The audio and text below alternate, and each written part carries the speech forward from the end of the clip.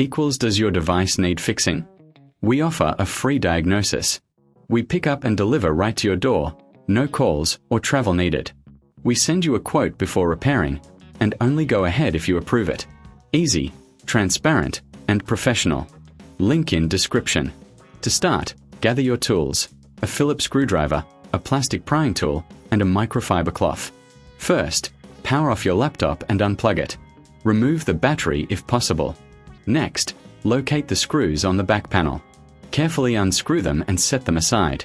Remember, keep track of each screw's location for reassembly. Once the back panel is off, gently disconnect the battery connector. Now, locate the screen screws. Remove them using your Phillips screwdriver. Carefully lift the screen from the base, ensuring you don't damage any cables.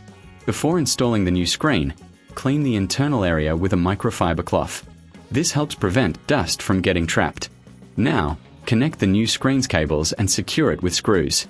Reattach the back panel and screws, ensuring everything is tight. If you need assistance, remember we offer professional diagnosis without obligation. Enjoy the convenience of pickup and delivery at your home. No calls, no travel, just a quote before repair. Your laptop will be as good as new.